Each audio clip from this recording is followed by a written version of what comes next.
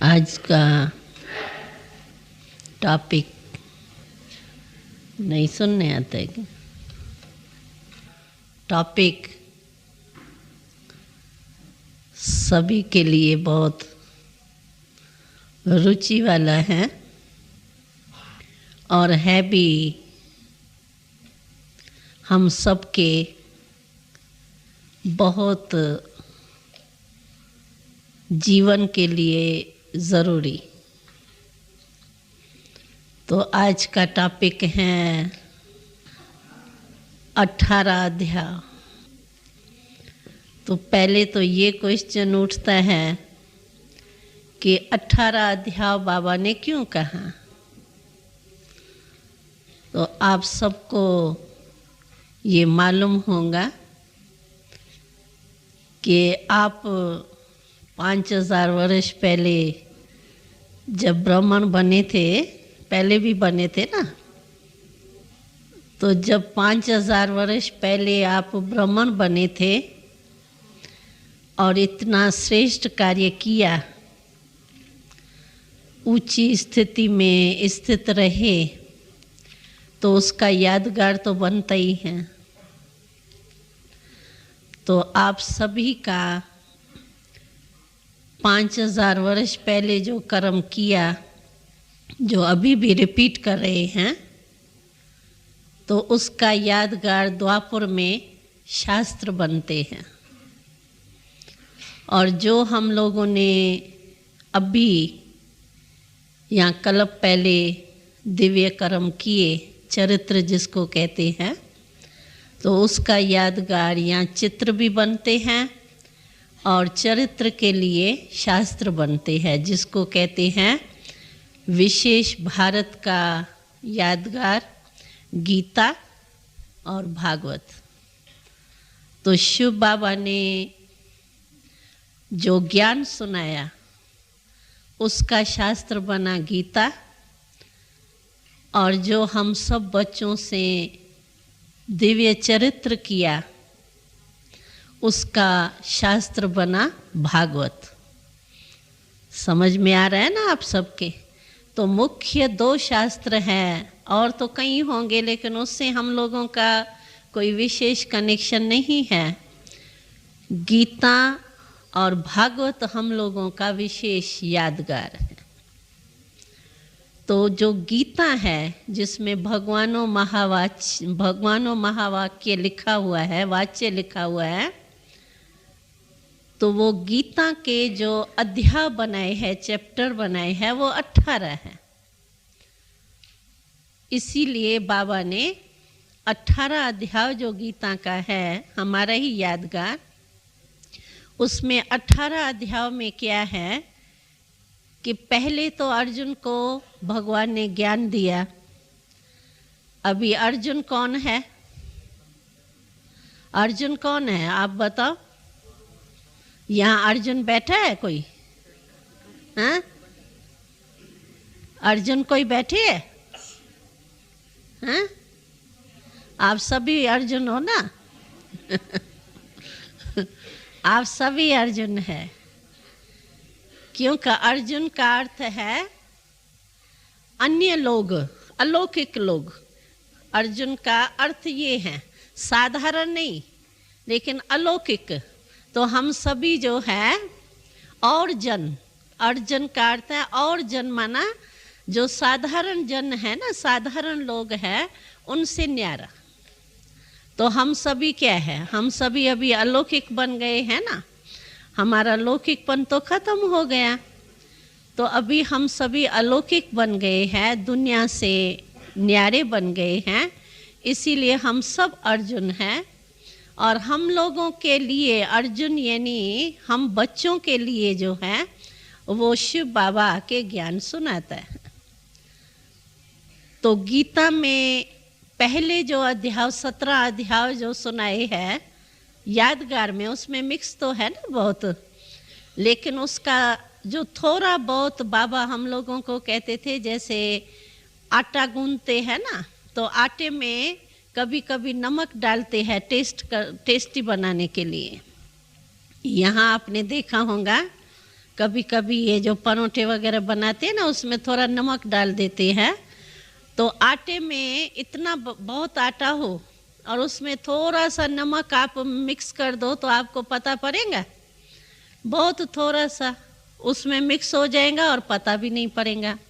तो बाबा हमेशा कहते हैं कि ये जो भी शास्त्र बने हुए हैं ना, गीता है, भागवत है, तो है हमारे यादगार, लेकिन इसमें थोड़ा आटे में नमक के माफक, यानी बहुत तो गप लगा दिए है, उल्टा कर दिया है, लेकिन थोड़ा बहुत जो है वो नमक के समान जो है वो थोड़ा थोड़ा मिलता है, क्योंकि है तो हमारे यादगार। तो आटे में नमक माफक थोड़ी थोड़ी बातें जो हैं वो हमारे से मिलती हैं। तो जो 17 अध्याय उसमें लिखे हुए हैं, उसमें तो अर्जुन जो है ना उसकी युद्ध दिखाई है, उन्होंने तो स्थूल युद्ध दिखा दी है, लेकिन है वास्तव में हमारी ये सूक्ष्म युद्ध, माया से युद्ध है, नख कौरों से युद्ध है, लेकिन माया से युद्ध है। तो पहले पहले अर्जुन जो है 17 अध्याय तक तो उसको जैसे ही भगवान सुनाता जाता है ना, तुम शरीर नहीं हो, तुम आत्मा हो, शरीर को भूलो, फिर संबंधियों को भूलो, तो वो बेचारा बीच बीच में जैसे नहीं कोई वो जंप देता रहता है ना, इसी रीति से उसके शास्त्र अगर गीता में बैठ के पढ़ो तो बहुत हंसी भी आती है। तो अर्जुन को इतना भगवान ज्ञान सुना रहा है और फिर भी कहता है मेरा मोह नष्ट ही नहीं होता है। तो बहुत बारी उसको ज्ञान सुनाता है और वो कहता है बड़ी ऊंची मंजिल है, एकदम शरीर को भूलना, संबंधियों को भूलना, मैं अपने ही संबंधियों को मारूं बैठ करके, वो तो स्थूल युद्ध दिखा दिए, लेकिन ये तो मन से उनको भूलना है और शिव बाबा को याद करना है। तो उन्होंने तो स्थूल युद्ध दिखा दी है, तो बार बार बेचारे को मोह उत्पन्न होता है। तो मोह उत्पन्न होने के कारण वो अपने संबंधियों को, देह के संबंध को जो है, वह देह को जो है वो भूल नहीं सकता है। तो 17 अध्याय जो दिखाया है गीता में, उसमें बार बार अर्जुन को भगवान जो है वो कहता है नष्टो मोहा बनो, और उसका मोह नष्ट नहीं होता। बार बार कहते हैं अभी ये क्या करूं, अभी कैसे करूं, अभी ये करूं, अभी ऐसे करूं। जैसे यहाँ भी कभी कभी कोई क्वेश्चन करते हैं ना, बाबा आप तो कहते हो तो कर्मातीत बनो, लेकिन बने कैसे? बन ही नहीं सकते।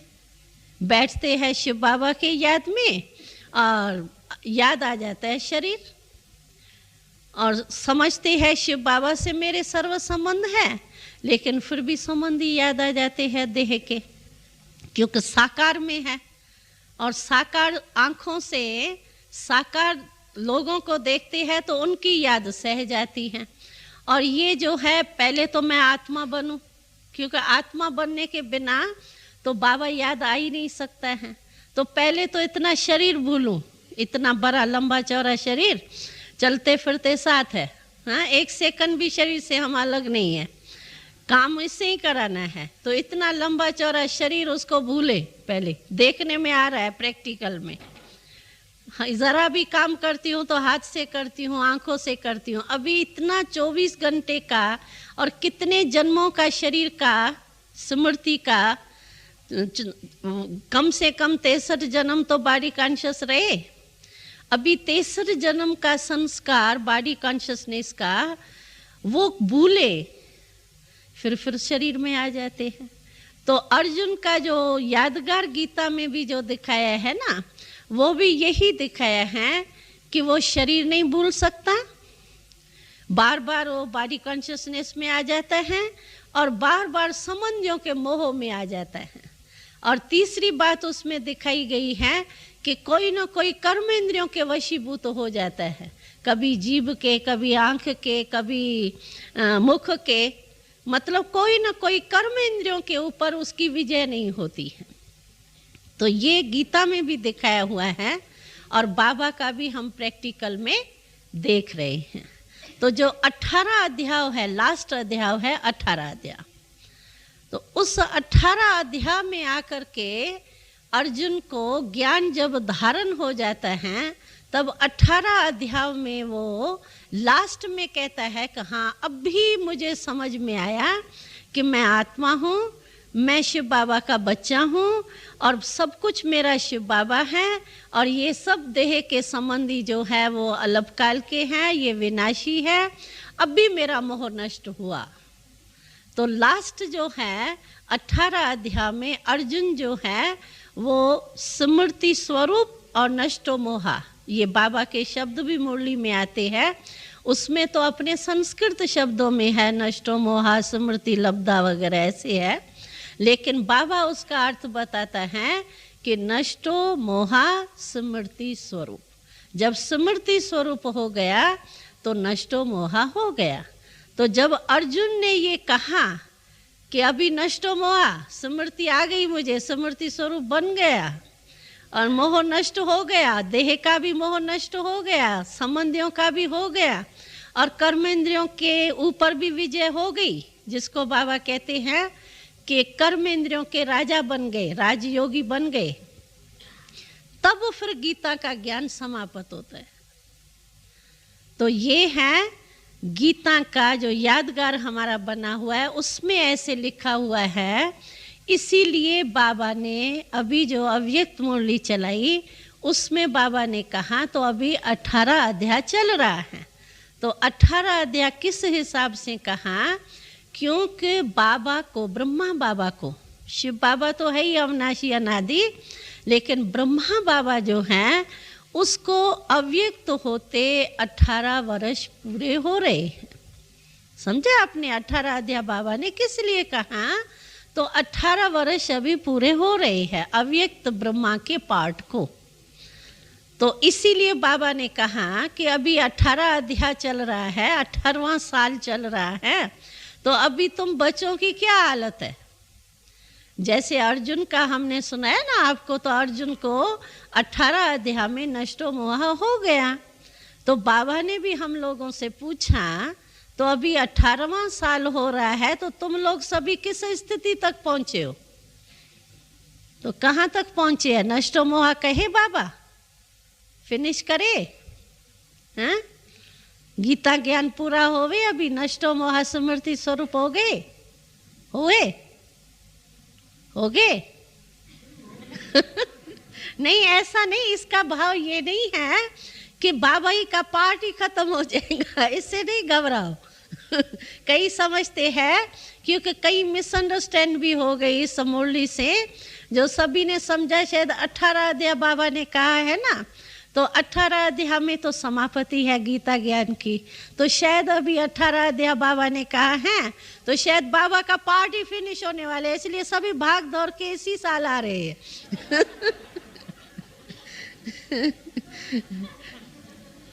वो समझते हैं पता नहीं अभी बाबा का पाठ चलेगा या नहीं चलेगा, तो बाबा का ये भाव नहीं है तो चलेगा नहीं पाठ, लेकिन बाबा का ये है कि तुम लोग नष्टो मोहा बनेंगे तभी तो फिर दूसरों की सेवा करेंगे ना। अगर तुम अपने में ही नष्टो मोहा बनाने में ही बिजी होंगे तो दूसरे को टाइम कैसे देंगे? तो ये नहीं आप समझना कि नष्टो मोहा कहेंगे बाबा को, हाँ नष्टो मोहा हो गए तो बाबा कहेंगे चलो मैं तो जाता हूँ, ये नहीं है भाव। तो बाबा का मतलब ये है, एक मुरली भी बाबा ने चलाई थी, आप लोगों ने मैं समझती हूँ ध्यान से पढ़ी भी होंगी, सुनी भी होंगी। तो बाबा ने कहा कि अभी अपने प्रति समय लगाने का पाठ पूरा करो। अपने प्रति तो बहुत समय लगाया, चाहे 1 वर्ष का कोई है चाहे 50 वर्ष का है, क्योंकि 50 वर्ष तो हो गए, हम लोगों ने तो 50 वर्ष के ही चरित्र देख लिए और सुन भी लिए। तो इसीलिए 50 वर्ष जो है वो हमारे इस ईश्वरी विश्वविद्यालय के सेवाओं को, सेवा भले पीछे शुरू हुई लेकिन स्थापना का तो 50 वर्ष हो गए ना। तो इसीलिए बाबा कहते हैं कि चाहे 1 वर्ष में आप आए हो, 1 वर्ष के हो, 10 मास के हो, क्योंकि कई 10-10 मास के भी आए हैं, हमने देखा 6 मास के भी आए हैं, 10 मास के भी आए हैं। तो भले आपको 10 वर्ष हुए, हमको 50 वर्ष हुए, लेकिन जब विनाश का समय आएगा, समाप्ति का समय आएगा, तो हमको 50 वर्ष हुए तो आपको एक्स्ट्रा 50 और नहीं मिलना है। विनाश एक ही टाइम आना इसीलिए आप ऐसे नहीं समझना। तो इन लोगों को 50 वर्ष मिले तो कम से कम हम जो अभी आए हैं, 6 मास वाले आए हैं या 10 मास वाले आए हैं, उन्हों को भी कुछ टाइम तो मिलेगा ना। तो आपके लिए ये परिवर्तन का टाइम नहीं ठहरेगा, वो तो इकट्ठा ही होना है। चाहे किसको 50 वर्ष हुआ है, चाहे कोई उसी समय 1 मास में भी आवे। हो सकता है जब परिवर्तन का समय आवे और उस समय भी कोई 1 मास वाला भी हो, लेकिन समय तो रुकेगा नहीं। किसके लिए? आप 1 साल पहले आए या 2 साल पहले आए तो ड्रामा में आपका पार्ट ही 2 साल पहले का था, उसको क्या करेंगे? लेकिन इसमें दिल शिकस्त होने की बात नहीं है। भले 2 साल के बाद आए आप, अभी सिर्फ 2 साल मानो कल विनाश हो जाता है और आप कहेंगे हमको तो 10 मास हुए हैं बहन जी, अभी तो गीता ज्ञान 50 वर्ष का भी नहीं हुआ, तो हमको तो 10 मास हुआ है, हमको तो 6 मास हुआ है। लेकिन क्या है कि बाबा ने इतना ड्रामा में अच्छा राज रखा है जो कोई भी उल्हेना बाबा को नहीं दे सकता है, चाहे 10 मास वाला हो चाहे 50 वर्ष वाला हो। क्यों? इसका राज बाबा हमेशा मूल्यों में सुनाता है कि जो पहले 50 वर्ष वाले हम लोग निमित्त बने, बाबा का ड्रामा में भाग्य मिला हम लोगों को, तो जो 50 वर्ष से चल के आ रहे हैं उन्होंने तो सारे पढ़ाई की, शिव बाबा के साथ साथ इन्वेंशन देखी। और आप जो है, जो पीछे आने वाले हैं, जैसे बाबा मिसाल देते हैं, इन्होंने तो मक्खन निकाला और आप लोग जो है वो मक्खन खाने के टाइम पर आ गए, तो और ही अच्छे भाग्यवान हो ना। निकालना नहीं पड़ा और खाने के टाइम आप पहुंच गए, तो लकी हुए ना, हुए ना। क्या समझते हो? लकी तो हुए ना, मक्खन खाने के टाइम पर आप पहुंच गए हो और हम लोगों ने बाबा के साथ निकाला। मजा तो उसमें भी है, लेकिन ड्रामा में अगर ये पार्ट है तो फिर भी अच्छा है कि मक्खन खाने के टाइम पर तो आ गए हो, निकालने के टाइम नहीं आए, खाने के टाइम पर तो पहुंच गए हो। और फिर अभी तो बाबा कहते हैं कि जो पीछे आएंगे उन्हों को फिर आप लोगों की, हम लोगों को तो स्थिति बनाने में भी इतना टाइम देना पड़ा और आप लोगों को थोड़ा टाइम देना पड़ा। क्यों? कि जो इतने सारे योग युक्त आत्मा बन गए, बट्ठी बन गई, उन्हों की भी मदद आप लोगों को मिली। हम लोगों ने तो बाबा को ही देखा और किसको तो देखा ही नहीं। आप लोगों ने तो परिवार भी बहुत बड़ा देखा, हर एक का अनुभव सुना, हर एक से अपना भिन्न भिन्न शक्तियाँ मिलती रहती है, सहयोग मिलता रहता है, तो आप लोगों को मदद भी तो इतनी मिली है ना। अभी हमारा 1.5 लाख का समझो परिवार है। अच्छा, 1.5 लाख 2.5 लाख जितने भी परिवार हमारा ब्राह्मणों का है, उतने 2.5 लाख ब्राह्मणों के जो सकाश है, उनकी जो शिव भावना है, संगठन है, उसकी शक्ति भी तो आप लोगों को मिली ना। और हम लोग तो कितने थे पहले? 350 की बट्ठी पहले शुरू हुई, बच्चे तो बहुत थोड़े आए। जब स्थापना हुई तो हम लोग तो बहुत छोटे छोटे आए। और जो बाबा ने बोर्डिंग खोली थी, आप लोगों ने चित्र भी देखा होगा ना, छोटे छोटे बच्चे बेंच पर पढ़ रहे हैं, एक चित्र है, तो उसमें हम लोग तो उस समय आए। और उस समय कोई ज्ञान वगैरह बुद्धि में नहीं बैठता था। उस समय तो बाबा और हम ज्ञान बयान कौन सुनता है, प्यार में ही चले, प्यार में ही पले। और थोड़ा बड़ा होने के बाद फिर ज्ञान में रुचि भी गई। पहले तो बच्चे थे तो बस बाबा मिला, ये जीवन बड़ी अच्छी है। और फिर बाबा की पालना, मम्मा की पालना, मम्मा बाबा के बिना अगर मम्मा या बाबा, मम्मा तो नहीं जाती थी, बाबा कभी कभी, हम लोग जब हैदराबाद में रहते थे, सिंध हैदराबाद में जहाँ स्थापना हुई, तो जब हैदराबाद में रहते थे तो बहुत एंटी वातावरण होता था, शुरुआत थी ना, तो बाबा क्या करता था, हम लोगों से रात्रि को गुड नाइट करके सोता था। गुड नाइट रोज करता था। आप लोगों ने सुना होगा या नहीं सुना होगा, हम लोगों का छोटे छोटे बच्चे जो थे उसका ओम निवास था। मकान का नाम ओम निवास था। अभी तो कईयों के ये ओम निवास भी है ना, यहाँ भी बना है, तो ओम निवास नाम था। और हम लोग जो छोटे छोटे बच्चे हैं उन्हों के लिए बाबा ने बहुत बड़ा एक हॉल बनाया था, जिसमें 80 खटिया आ जाती थी, 80 बेड्स आते थे। और इकट्ठे ही हम लोग ऐसे हाल में, जैसे हॉस्पिटल का हाल होता है ना लंबा चौड़ा, ऐसे इकट्ठे ही हम लोग ऐसे लाइन में ऐसे सोते थे। लेकिन बहुत अच्छा लगता था। और हम लोगों की रात्रि की सीन इतनी बढ़िया होती थी, क्योंकि वहाँ गर्मी बहुत होती थी ना, तो मच्छर भी होते थे। तो हर एक को मच्छरदानी में अंदर सुलाते थे। और हम छोटे थे तो हमारे पालना के लिए जो हैं वो हमारी टीचर्स और कुछ संभालने वाली जैसे माताएं होती है वो फिक्स थी, मुकर्रर थी। तो वो रात्रि को हमेशा हम लोगों को नाइट ड्रेस जो है हमको निकाल के देंगी। हम लोग अलमारी में हाथ नहीं लगाते थे, क्या पहनना है क्या नहीं पहनना है, टूटा है फूटा है क्या है, हम लोग कुछ नहीं। राजकुमारियों के माफिक हम पलते थे। तो रात्रि की ड्रेस वो निकाल के रखेंगे, हम लोग पहनेंगे। और फिर बाबा हम लोगों को वो मच्छरदानी जो होती थी ना, उसको वो ठीक करके आते थे। फिर हम लोग तैयार होकर के जाके जब बैठेंगे ना, तो वो हमारी जो टीचर जो ड्यूटी वाली होती थी, वो मच्छरदानी के अंदर हमको बिठाएंगी। फिर वो बंद करेंगी को मच्छर नहीं चला जाए। जैसे मूर्ति मंदिर के अंदर स्थापन होती है ना, इसी रीति से हम रोज रात्रि को वो मच्छरदानी जैसे हमारा मंदिर हो जाता था, और उसमें अंदर मूर्ति जाके बैठती थी। और वो टार्च से फिर देखती थी कोई मच्छर तो अंदर नहीं चला गया है। फिर हम लोगों को वो मच्छरदानी के अंदर हम सब योग में बैठ जाते थे। बिल्कुल ऐसे सीन लगती थी जैसे मंदिर की मूर्तियां बैठ गई है मंदिर में। और फिर हम लोगों से बाबा और मम्मा जो हैं वो गुड नाइट करने आते थे।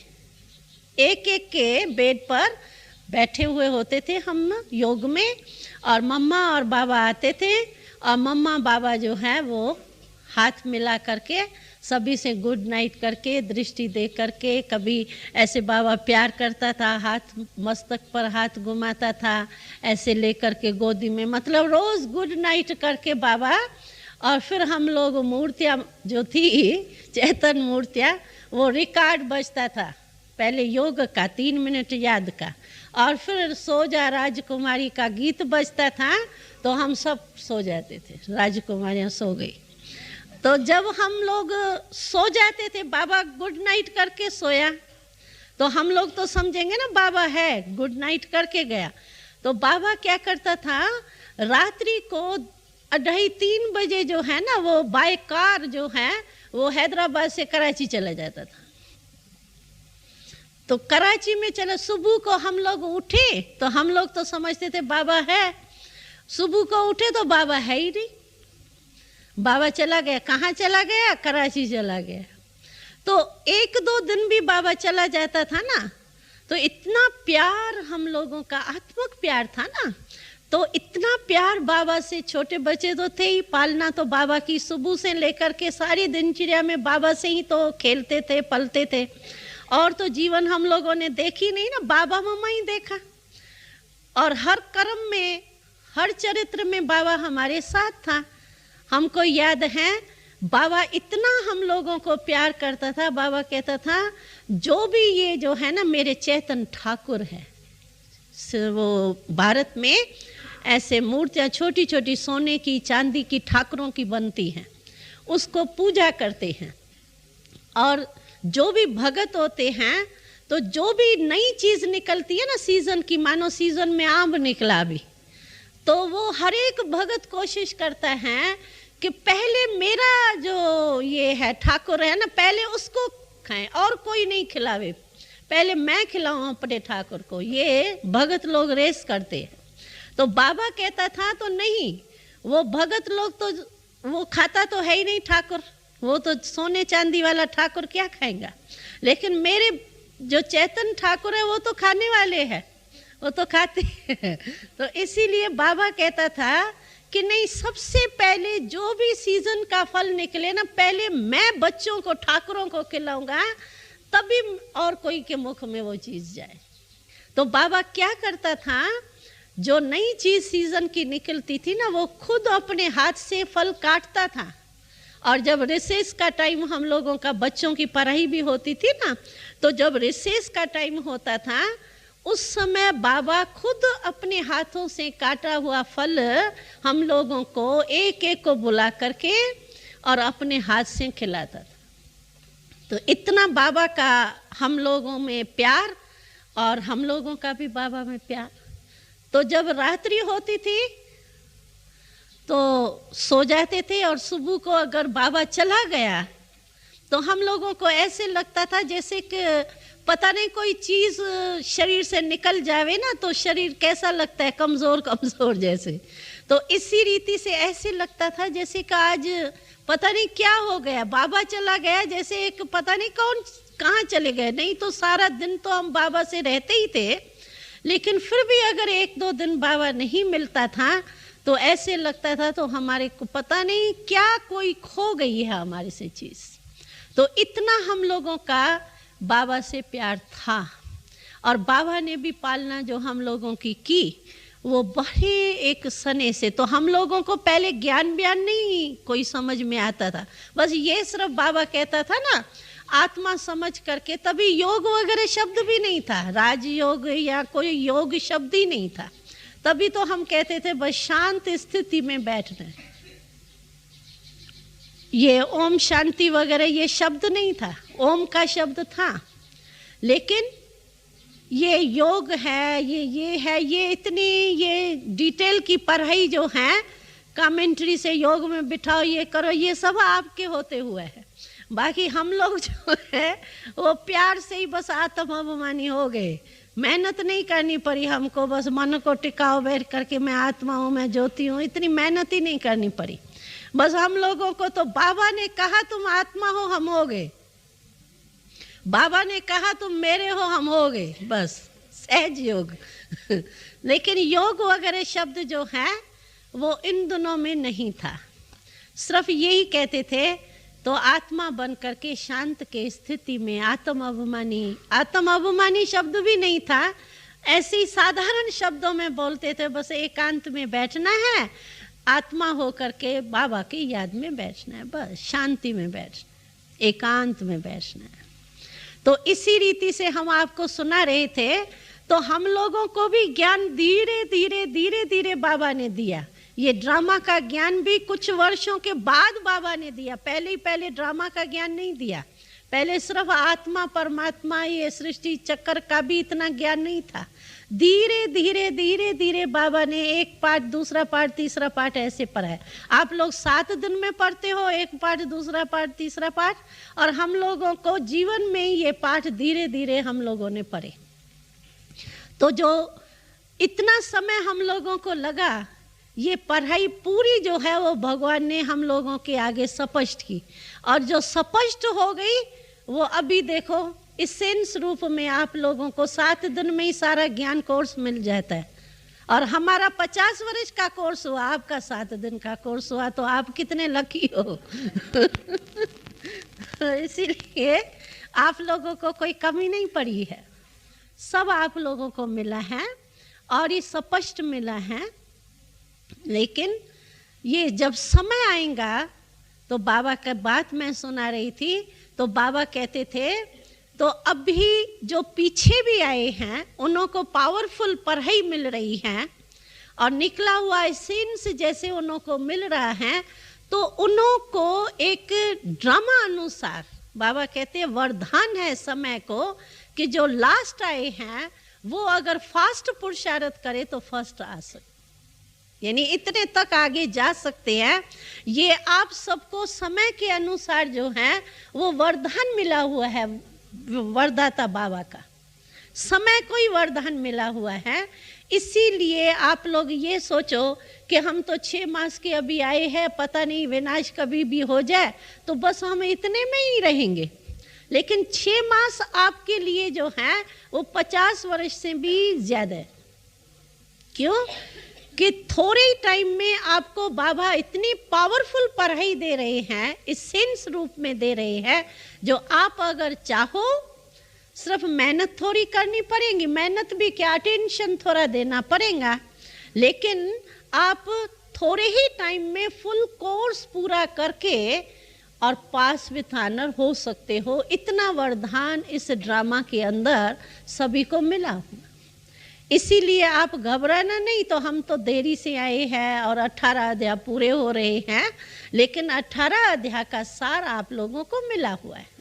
तो इसीलिए बाबा ने जो ये 18 अध्याय की मुरली चलाई थी, उसमें बाबा का भाव ये है कि अभी अपने प्रति तो समय लगाया, अपने लिए ज्ञान खजाना इकट्ठा किया, अपने लिए योग लगाने की विधि सीखी, निरंतर योगी बने, सहज योगी बने, ये सब किया।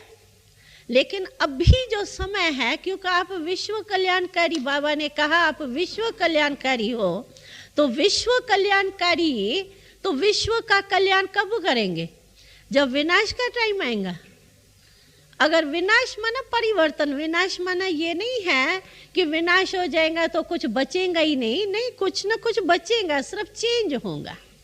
इसीलिए बाबा कहते हैं विनाश शब्द के बजाय, विनाश विनाश शब्द सुनते हैं ना लोग तो कहीं घबरा भी जाते हैं, लेकिन विनाश के बजाय परिवर्तन कहो तो वो बहुत अच्छा शब्द है। तो जिस समय परिवर्तन का समय आएगा, उस समय तो हम बैठ करके किसी को ज्ञान नहीं सुना सकेंगे ना। उस समय तो सभी घबराए हुए होंगे, वैराग वृत्ति में होंगे। उस समय तो 1 मिनट में जिनको प्रजा बननी होंगी वो बनेगा। बाकी जो हमारे रॉयल राजधानी में आने हैं, पहले जन्म में आने हैं, उन्हों को तो पूरा ज्ञान चाहिए ना। तो इसीलिए बाबा कहते हैं कि उस समय तुम बैठ करके विश्व कल्याणी बन करके सेवा करो, वो तो करेंगे ही, लेकिन ये अभी से आपको सेवा करनी है। इसीलिए बाबा ने एक मुरली चलाई, तो अभी अपने प्रति समय कम लगाओ, दूसरों के कल्याण में लगाओ। तो दूसरे के कल्याण में समय लगाना अर्थात अपना कल्याण तो हो ही जाएगा। ऐसे नहीं होगा कि दूसरे का कल्याण हम करने चल रहे हैं और अपना कल्याण करें, ये नहीं। अगर हम स्थिति में स्थित होकर के दूसरों की सेवा करते हैं, तो जैसे बाबा ने एक मुरली में सुनाया ना, तो जब शिव बाबा ब्रह्मा बाबा के तन में प्रवेश होकर के आके सुनाता है, तो पहले पहले कौन सुनता है? ब्रह्मा बाबा सुनता है। इसी रीति से अगर हम अपनी अच्छी स्थिति में स्थित होकर के और सेवा करते हैं दूसरों की, तो पहले हमारी अपनी सेवा हो ही जाती है। क्योंकि मैं अच्छी स्थिति में स्थित होकर सेवा करूंगी, तभी तो उसके ऊपर प्रभाव पड़ेगा ना। नहीं तो हम कितना भी कोर्स करा के आवे, कभी कभी ऐसे होता है कोई बहन या भाई की अपनी स्थिति थोड़ी डगमग होती है, समझता भी है कि आज मेरी स्थिति ठीक नहीं है, लेकिन जिज्ञासु आ गया तो क्या करेगा? उसको थोड़ी कहेंगे आज मेरी स्थिति ठीक नहीं है, उसको तो जरूर करेगा ना। तो वो क्या है, जैसे उसकी स्थिति अपनी ठीक नहीं होती है ना, तो 2 प्रकार के इसमें देखे गए हैं कि अपनी स्थिति ठीक नहीं हो, अगर जिज्ञासु आ जाता है उसकी सेवा करनी पड़ती है और करनी पड़ेगी, जरूर कर निमित्त है। तो कभी कभी क्या होता है कि उसकी सेवा करते करते अपनी अवस्था ठीक हो जाती है।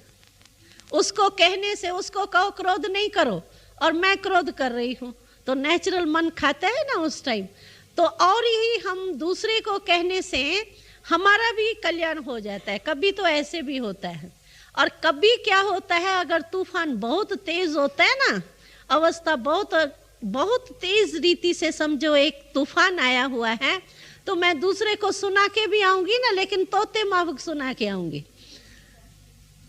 वो नहीं, उसका प्रभाव नहीं पड़ेगा। लेकिन वो बेचारे का बाबा बैठे है ना, तो बाबा तो उसका कल्याण कर देगा, लेकिन मेरे कारण वो उसको कुछ मिले वो नहीं मिलता है। ऐसे भी कभी कभी होता है।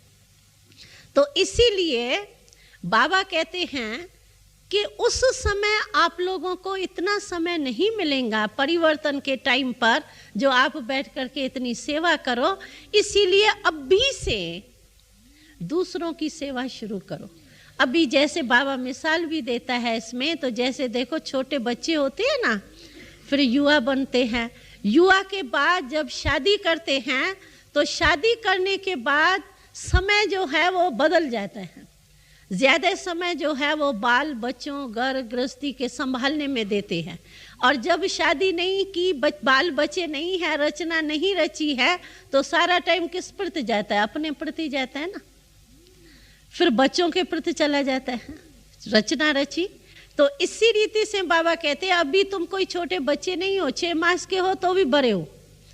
जैसे बाबा मुरली में कभी कहते हैं ना, तो अगर कोई पूछे ये कौन सी सभा है, तो एक बारी बाबा ने पूछा था, छोटे छोटे बच्चे भी बैठे थे, युवा वाले भी बैठे थे, तो बाबा ने कहा ये कौन सी सभा है, तो सभी ने अपने अपने जवाब दिए, ये फलानी सभा, फलानी, जो भिन्न भिन्न नाम बाबा समय प्रति समय कहते हैं। तो बाबा ने कहा ये सारी वानप्रस्थियों की सभा है। तो बाबा ने कहा, छोटा बच्चा बैठा था सामने, तो वो कोई 10-12 वर्ष का था, तो बाबा ने कहा तुम वानप्रस्थी हो? उसने पूछा, तो उसने, वो बेचारा थोड़ा वानप्रस्थी बूढ़े को कहते हैं ना, लास्ट स्टेज, तो बाबा ने उसको कहा तुम वानप्रस्थी हो? तो वो मुस्कुराने लगा। तो बाबा ने कहा नहीं, ये 8 वर्ष का 12 वर्ष का बच्चा है, ये भी वानप्रस्थ है, क्योंकि वाणी से परे स्थिति में जाना है ना, तो वानप्रस्थी है। तो हम सब वानप्रस्थ है, चाहे 6 मास का आए है, चाहे 4 मास का है, चाहे 2 मास का हो, लेकिन 2 मास का भी बच्चा नहीं है, अभी वानप्रस्थी है, क्योंकि समय जो है वो समीप आ गया है वाणी से परे अपने घर में जाने का। इसीलिए बाबा कहते हैं वानप्रस्थ, वाणी से परे स्थिति में रहना, ये है वानप्रस्थ अवस्था। तो वानप्रस्थ अवस्था है हमारी, यानी अभी बचपन पूरा हुआ, अभी रचता बन करके हमको विश्व की रचना जो है, जैसे बाबा लाइट हाउस हो करके, माइट हाउस हो करके विश्व का कल्याण करता है, विश्व को लाइट माइट देते हैं, वैसे हम लोगों का भी काम जो है वो यही है कि हम विश्व को लाइट माइट दें, विश्व की सेवा में रहें। तो इसीलिए बाबा ने ये मुरली चलाई थी। तो अभी अपने प्रति समय ज़्यादा नहीं लगाओ, लेकिन सेवा में समय लगाओ, तो अपना कल्याण जो है, अपनी सेवा जो है वो स्वतः ही आपकी हो जाए। तो इस हिसाब से बाबा कहता है, तो अभी समय समीप आ रहा है, परिवर्तन का समय जो है वो समीप आ रहा है। उस हिसाब से आप देखो तो अभी कितना जल्दी जल्दी प्रजा बनानी है। जैसे एक मुरली में बाबा ने कहा ना, 9 लाख तो सतयुग के शुरू में चाहिए, और हमारे अभी कितने तैयार हुए, तो कितनी फास्ट सेवा करनी पड़ेगी, और सभी को मिल करके करनी पड़ेगी। कोई समझे चलो हम तो अभी 6 मास के 8 मास के हैं, जो पहले वाले हैं वही सेवा करें, हम तो अभी आए हैं, लेकिन नहीं, 6 मास वाला है, 8 मास वाला है, लेकिन आप लोगों का लक्ष्य क्या है? किसी से भी पूछेंगे 6 मास वाले से भी, तो आप कहेंगे नहीं हम तो विश्व के राजा बनेंगे, ये नहीं कहेंगे चलो बहन जी मैं प्रजाई बन जाऊंगा, कोई हर्जा नहीं, कोई नहीं कहेगा। कहेगा कोई कहेगा चलो आप राजा बन जाना, हम प्रजा बन जाएंगे? कोई है ऐसा? है कोई? हैं? कोई है? कोई प्रजा बनने के लिए तैयार है? हाँ, प्रजा बनेंगे? नहीं ना, कहेंगे नहीं मैं तो लक्ष्मी नारायण नंबर 1 नंबर 2 बनूंगा। हर एक इतना अपना स्वामान रखता है, कहते हम कोई कम थोड़ी बनेंगे, हम भी वही बनेंगे। और राइट भी है ना, क्योंकि बाबा ने हम सबको, चाहे लास्ट वाला है चाहे पहला नंबर जो शुरू से आए हैं, सबको बाबा ने कहा है कि अभी वो चीयर्स गेम होती है ना, बाबा ने मिसाल दिया था, तो चीयर्स गेम देखी है ना, तो उसमें घूमते हैं सब, चक्कर लगाते हैं, कुर्सियों का खेल देखा है ना, तो वो चक्कर लगाते हैं, सीटी बजती है तभी जाकर के हर एक सीट पर बैठता है, पहले नहीं बैठ सकता, पहले बैठा तो आउट। और जो अगर सीटी के टाइम में बैठता है तो पास हो जाता है, विजयी हो जाता है। तो इसी रीति से बाबा कहते हैं अभी तो घूम रहे हैं सभी, चेयर्स गेम चल रही है, अभी सीटी नहीं बजी है चेयर्स पर बैठने की, अभी सब खाली पड़ी है। मम्मा बाबा की बात छोड़ो, हाँ? लेकिन अभी सीटी नहीं बजी है। तो कई ऐसे होशियार होते हैं जो सीटी के टाइम कैसे भी बैठ जाते हैं। तो इसी रीति से अगर लास्ट वाला भी जब सीटी बजे और वो जाके कुर्सी पर बैठेगा तो पहले वाला रह जाएगा। तो हमारे हाथ में है अभी सीटी बजी नहीं है, सीट फिक्स हुई नहीं है, अभी फुल सीट खाली है। ऐसे टाइम पर आप आए हो जो सब सीट्स खाली है। इसीलिए बाबा ने कहा था लेट आए हो लेकिन टू लेट का बोर्ड नहीं लगा है अभी, और पीछे जो आएंगे उनका टू लेट का बोर्ड होगा। अभी लेट का है, टू लेट नहीं है। तो लेट जो आए हैं वो फिर भी मेकअप कर सकते हैं, ऐसी कोई बात नहीं है। इसीलिए बाबा कहते हैं कि अभी समय के प्रमाण आप लोग ये अपना चेक करो तो हम विश्व कल्याणकारी बाबा के बच्चे हैं और हमको विश्व का राज भाग्य लेना है। तो विश्व का राज भाग्य लेने वाला राजा जो बनेगा उसको प्रजा भी चाहिए, या किस पर राज करेंगे? अपने पर तो नहीं राज करेंगे, राज तो प्रजा पर ही होना है ना। तो प्रजा बनाएंगे, रॉयल फैमिली बनाएंगे, आपकी फैमिली भी तो बनेगी ना, यहाँ सिर्फ अकेले ही होंगे, फैमिली भी तो चाहिए। तो पहले अपनी रॉयल फैमिली बनाओ, फिर प्रजा बनाओ, तभी तो राजा बनेंगे, ऐसे ही राजा बन जाएंगे। एक हंसी की बात सुनाती हूँ। जब हम लोग कराची में रहते थे ना, तो एक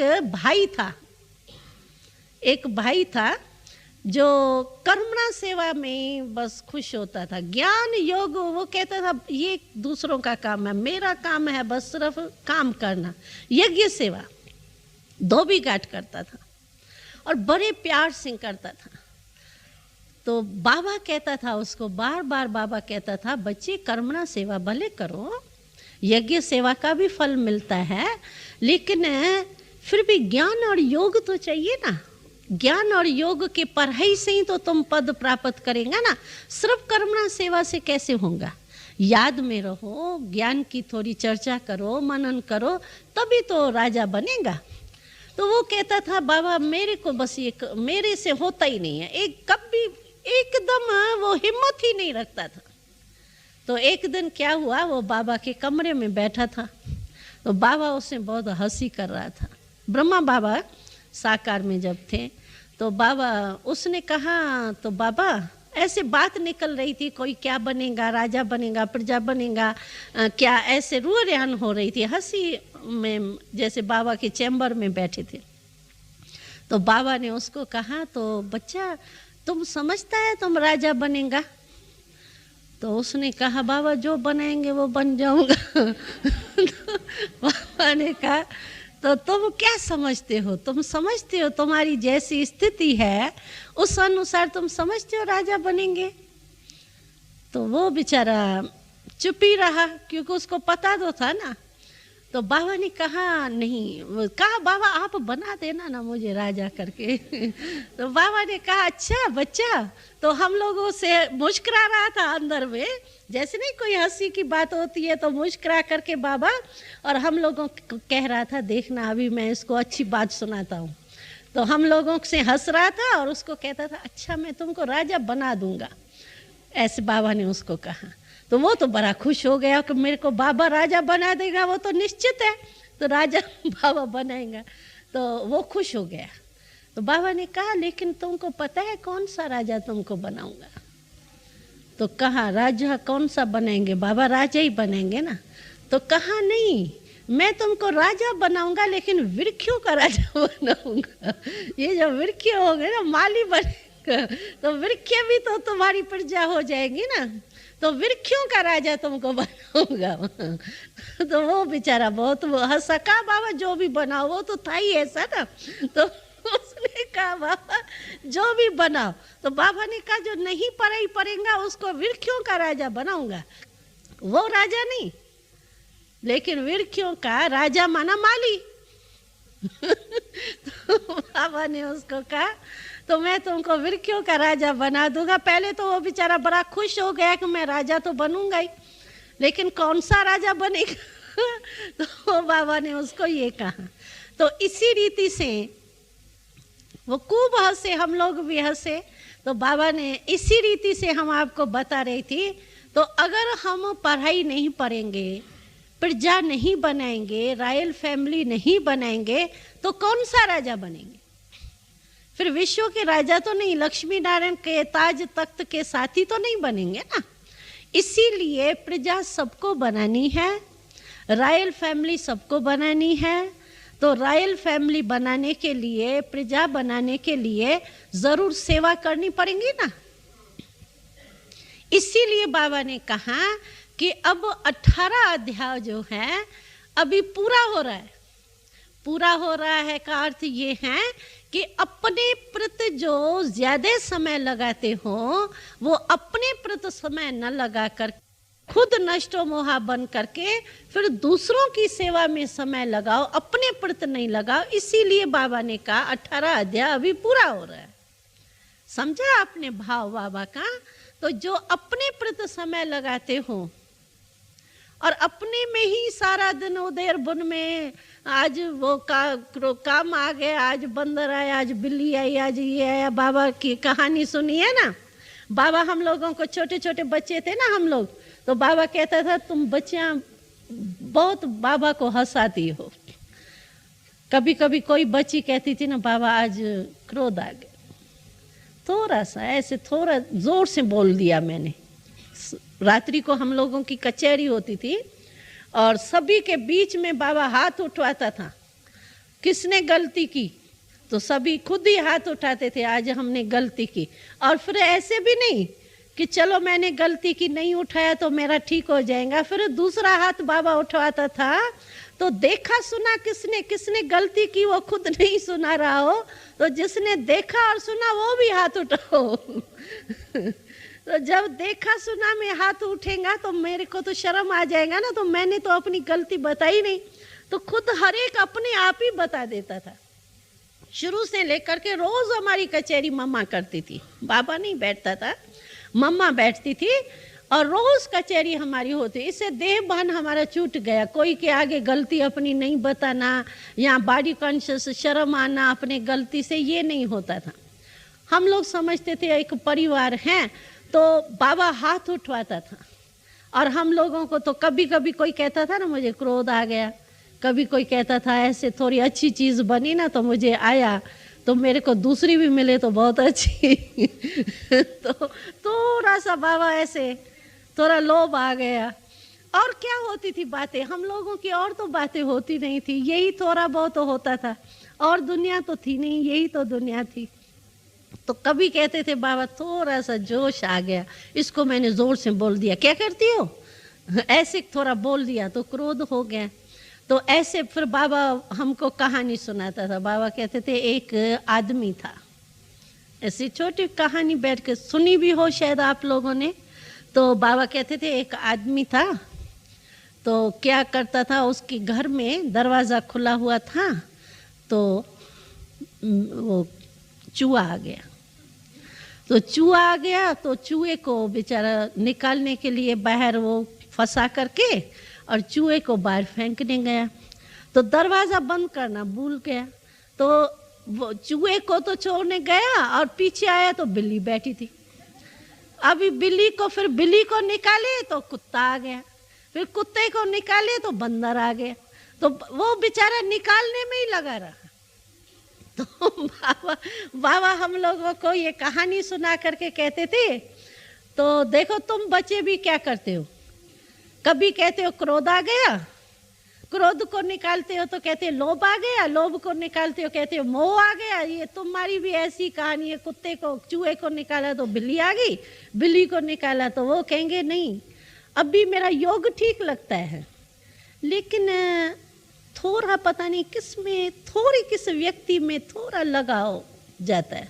अभी दूसरी बीमारी आ गई, चूहा निकला बिल्ली आ गई, और फिर कहेंगे अच्छा इसमें भी मैं ठीक हो गया, फिर कहेंगे व्यर्थ संकल्प बहुत चलता है, और कुछ नहीं है, व्यर्थ संकल्प थोड़ा चलता है तो कुत्ता आ गया।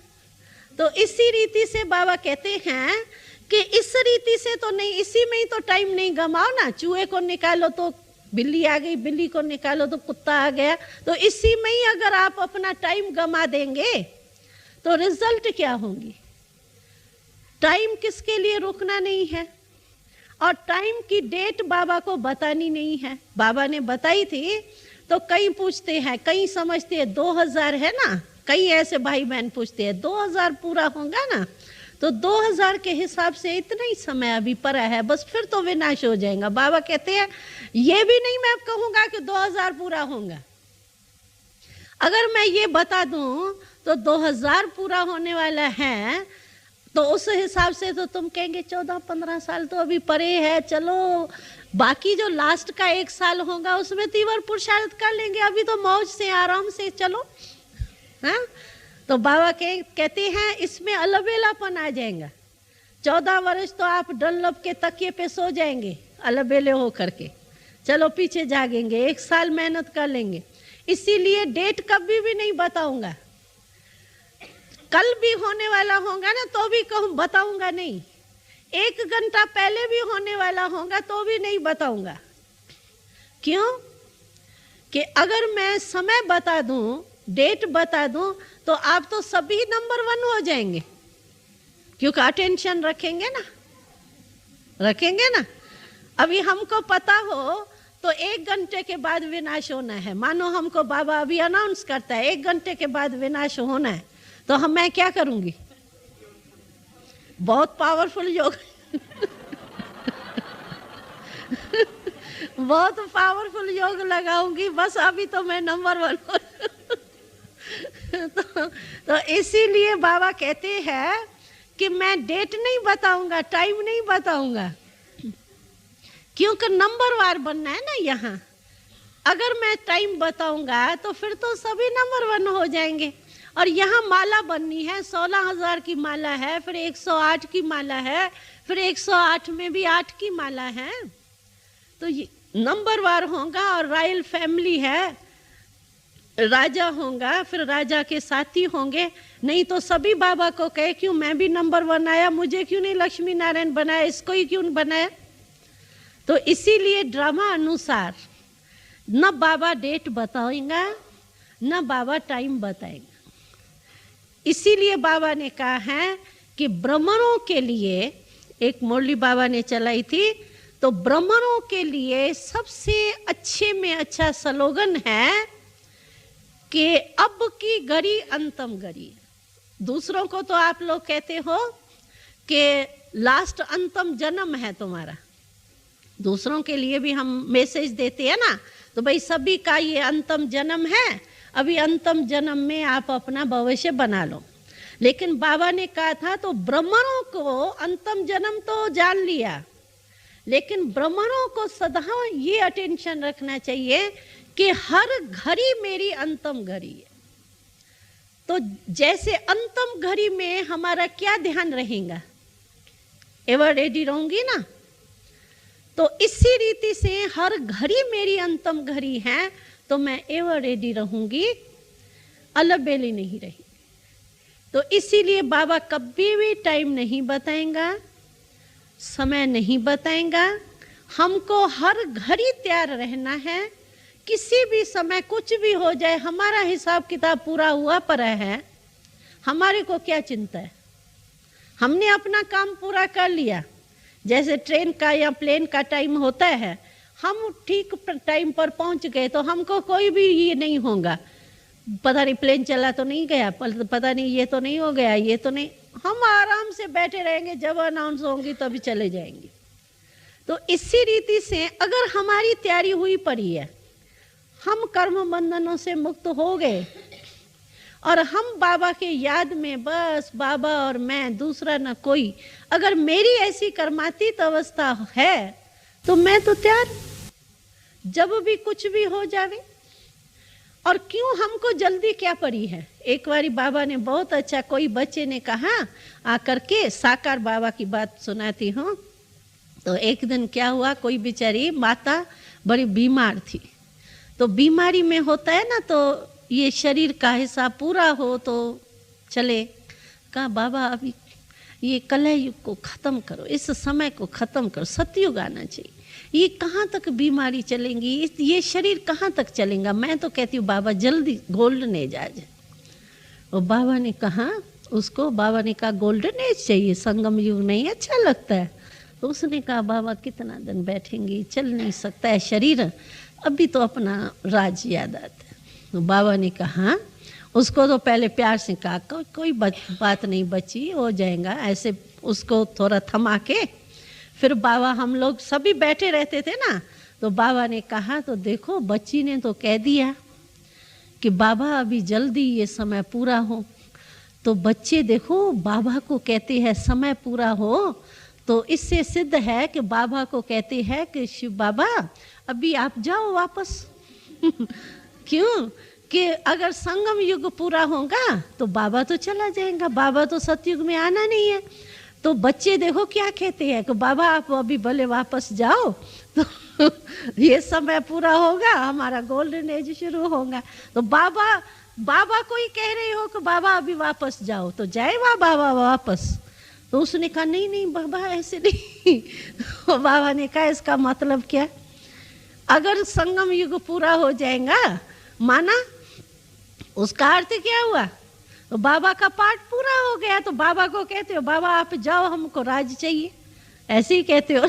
तो हंसी में बाबा कह रहा था, होना है वो तो होना ही है, लेकिन बाबा उसको हंसी में कह रहा था। तो क्यों ये चाहती हो कि बाबा का पाठ पूरा हो जाए। हम लोगों ने कहा नहीं नहीं हमको तो ये पाठ तो कहा पाठ भी चाहिए और फिर कहते हो समय भी पूरा हो, कैसे होगा, दोनों ही काम तो नहीं होगा ना। तो इसीलिए ये संगम युग जो है वो हम लोगों के लिए क्या बड़ी बात है, हमको क्या दुख है। स्वर्ग जो संगम युग का स्वर्ग है वो उस सतयुग के जो स्वर्ग होगा उसके आगे, तो ये संगम युग के स्वर्ग के आगे तो वो कुछ भी नहीं है। क्योंकि बाबा कहते हैं वहां पवित्र बुद्धू बन जाएंगे, ये होंगे पवित्र, लेकिन नॉलेज के हिसाब से तो बुद्धू बन जाएंगे, कुछ भी पता नहीं होगा। और इस समय जो है वो तो हम नॉलेजफुल है, त्रिकालदर्शी है, वहां त्रिकालदर्शी थोड़ी होंगे, वहां तो एक काल में ही चलते रहेंगे, कोई ज्ञान थोड़ी होगा। तो इसीलिए बाबा कहते हैं कि संगम युग में आपको नुकसान क्या है, जितना भी समय चले ना, जितना समय चले बहुत अच्छा, आपको अपना तैयार रहना चाहिए। और तैयार होकर के, इसीलिए बाबा ने लास्ट 18 अध्याय की जो मुरली चलाई, तो इसका भाव बाबा का ये है कि आप अपना नष्टो मोहा बन जाओ, स्मृति स्वरूप बन जाओ, अपने काम पूरा करके एवर रेडी बन करके अभी दूसरों की सेवा में आप समय लगाओ। इसीलिए बाबा ने कहा अभी 18 अध्याय चल रहा है, तो 18 अध्याय का जो लास्ट पार्ट है वो ये है कि स्मृति स्वरूप और नष्टो मोहा हो जाओ, यानी तैयार हो जाओ।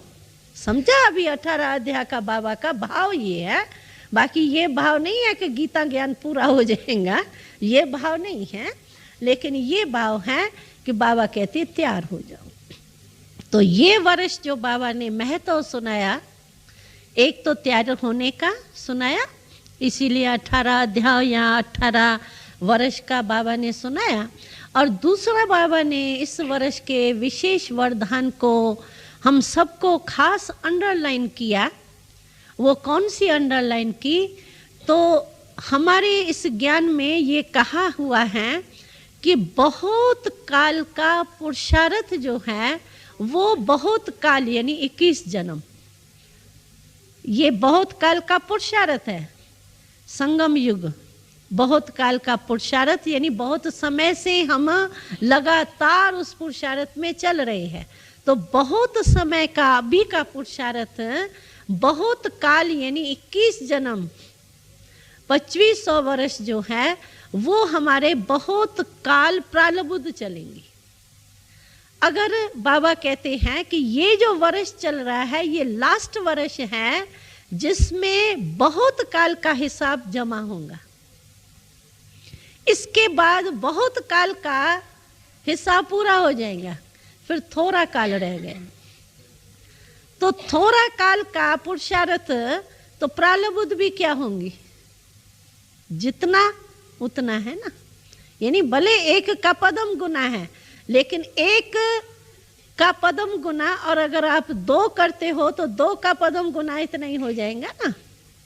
इसी कारण बाबा ने कहा कि ये वर्ष जो चल रहा है ये बहुत काल के जमा करने का ये वर्ष है। आपको ये वरदानी वर्ष है, चाहे कोई 6 मास का है चाहे 2 मास का है, लेकिन बहुत काल के जमा के हिसाब में अभी आ सकते हो।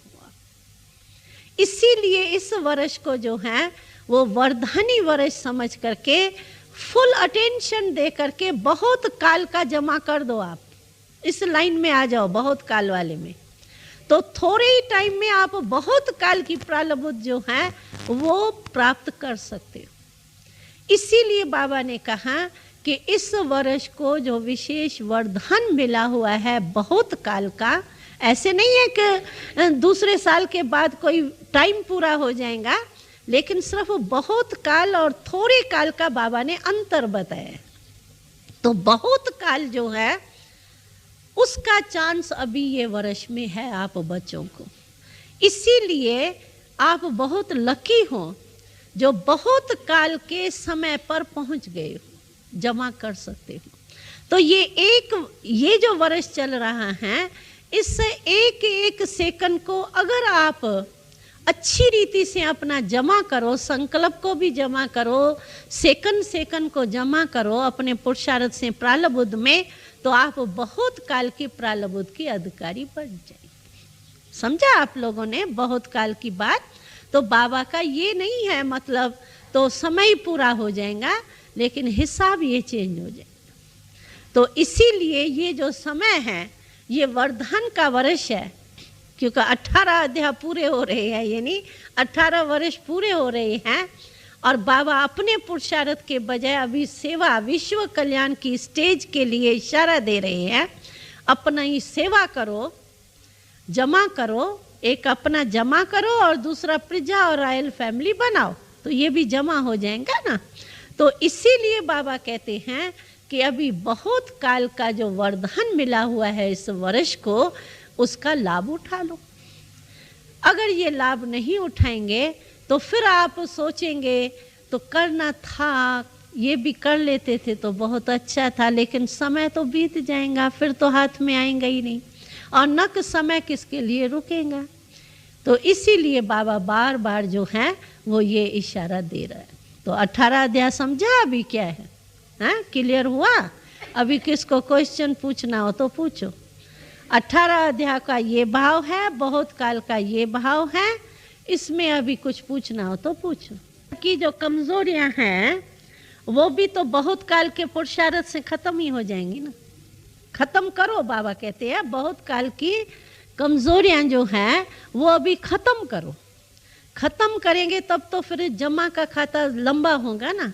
अगर बहुत काल की कमजोरियां अंत में खत्म करेंगे तो अंत टाइम जो कमजोरियां खत्म होंगी तो प्रालब्ध भी क्या बनेंगी? कमजोरी प्रालब्ध बनेंगी। और जो अगर बहुत समय की कमजोरियां, बाबा ने ये बताया है कि अगर बहुत समय की आपकी कमजोरियां होंगी ना तो अंत के टाइम आपको वो कमजोरी खींचेंगी।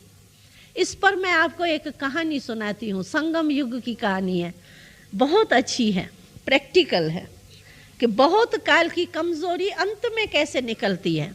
एक बारी क्या हुआ, अमृतसर सेवा केंद्र की एक बात है।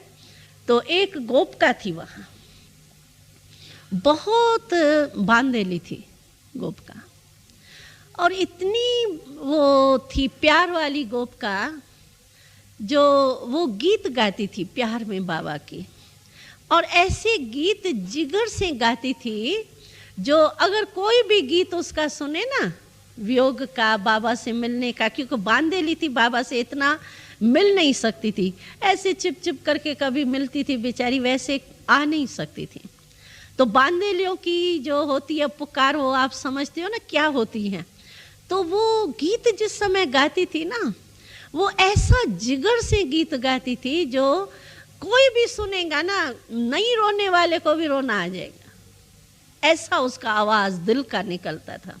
और हमको याद है एक बारी वो गुप्त रूप में दिल्ली में बाबा के पास आया था, ब्रह्मा बाबा आया था वहाँ दिल्ली में। तो कोई कारणे अकारणे वो गोपिका आके बाबा के पास पहुंची मिलने के लिए। तो उस समय बाबा के आगे उसने गीत गाया, तो बिल्कुल ब्रह्मा बाबा की आंखों में आंसू भर रहे। एकदम बाबा के बस बच्ची, मैंने सुन लिया तुम्हारा, अभी ज्यादा नहीं बोलो, मैंने सुन लिया तुम्हारा। एकदम बाबा के आंखों में एकदम आंसू भर आए। तो कितनी बेचारी गोपिकाएं जो हैं वो कितनी तरफती हैं और कितना बेचारों को बंधन डालते हैं। यानी बाबा भी उसका गीत सुन नहीं सका, आधे में उसको कहा पूरा करो पूरा करो, और मैंने सुन लिया, तुम्हारी पुकार सारी सुन ली। तो ऐसी थी गोपिका वो। और हम लोग भी जो भी सभी बैठे थे, सभी ऐसे जैसे कि सभी बांधेली गोपियां हो गई है, हम ही गीत गा रहे हैं, जैसे वातावरण ही ऐसा हो गया। तो ऐसी गोपिका थी, लेकिन पढ़ाई इतनी पूरी नहीं करती थी, लेकिन फिर भी घर में मुरली पढ़ना, योग करना, इसमें अच्छी थी, यानी योग युक्त थी, कोई कमज़ोर आत्मा नहीं थी। तो क्या हुआ, वो बीमार हो गई, कैंसर की बीमारी हो गई उसकी। तो हॉस्पिटल में गई। तो हॉस्पिटल में जब वो गई तो बहनें भी जाती थी, जैसे कोई बीमार होता है तो बहनें जाती है ना पूछने करने उसको। तो वो बीमार हो गई तो वो बहनें जाती थी उससे पूछने करने के लिए। तो डॉक्टर ने जवाब दे दिया था, तो ये रहने वाली नहीं है, बस जाने वाली है। उसको ये भी पता था कि मैं जाने वाली हूँ, लेकिन वो बाबा की मस्ती में गीत गाती रहती थी, मस्ती में थी। लेकिन एक दिन क्या हुआ, समझो जिस दिन इसको मृत्यु होता है उसके 2-3 दिन पहले की बात है, 3-4 दिन पहले, मतलब थोड़े दिन पहले की बात है। उसको पता नहीं क्या हुआ, शाम के टाइम जब बहनें मिलने गई और मित्र संबंधी भी आते थे मिलने, तो मित्र संबंधी तो बांधेली थी ना, वो तो बहुत अज्ञानी थे ना, वो तो बहनों को देखने भी नहीं पसंद करते थे, लेकिन ऐसे टाइम पर तो ना नहीं कर सकते थे ना, तो इसीलिए बहनें जाती थी। तो उसको पता नहीं उस दिन क्या हुआ, जो वो कहे कि मुझे गोलगप्पे खाने हैं, गोलगप्पे नहीं, वो पानी पूरी, वो मुझे खाने हैं। तो बहनों ने उसको कहा तो हम कल बना के लाएंगे, क्योंकि उसकी, वो कहते हैं ना, डॉक्टर भी कहते हैं उसकी जो भी इच्छा हो उसको पूर्ण करो, जाने वाली तो है ही, तो उसकी इच्छा नहीं रखनी चाहिए। तो उसने कहा मुझे गोलगप्पे चाहिए। तो बहनों ने कहा हम कल बना के लाएंगे। वो ऐसे जिद पर आ गई, वो कहे नहीं मुझे अब भी गोलगप्पे चाहिए। तो सभी बहनों ने उनको समझाया, तो अब भी कहाँ से आएंगे, अब भी बाजार से थोड़ी आप खाएंगी, क्योंकि थी तो गोपिका ना, तो कैसे तुम खाएंगी, हम तो खिला नहीं सकते अभी। उसने कहा कब खाना। वो बहनें उनसे बातचीत करती रही, वो ऐसी जिद पर आ गई, जो उसके संबंधी जो है ना वो कहे तो आप लोग इसको क्यों रोकते हो, हम इसको खिलाएंगे। तो वो उन्होंने क्या किया, वो इतना, बहनें बहुत समझाए उसको, याद दिलावे, इतने समय की तपस्या तुम्हारी खत्म हो जाएंगी, तो भी वो कहे नहीं मुझे गोलगप्पे खाने हैं। तो उनके जो मित्र संबंधी है उन्होंने क्या किया, वो गए बाजार में और बाजार से लेके आए, वो गोलगप्पे तो बाजार से ही आ सकते हैं, तो लेके आए वो उसके आगे आए, तो आगे आए तो भी वो ना नहीं करे। बहनें बेचारी बड़ी आश्चर्य खाती रही, ये क्या करती है। तो फिर कोई मित्र संबंधी जो है उन्होंने उसके जैसे मुख में रखते हैं ना, तो मुख में ऐसे रखा, तो मुख में रखा, अंदर नहीं गया उसके, लेकिन मुख तक आया। फिर उसको पता नहीं क्या हुआ, बहुत रोने लगी वो। मित्र संबंधी भी वायरे हो गए, तो इसको क्या हुआ, हम तो इसके गोलगप्पे ले आए हैं और ये रोती क्यों है।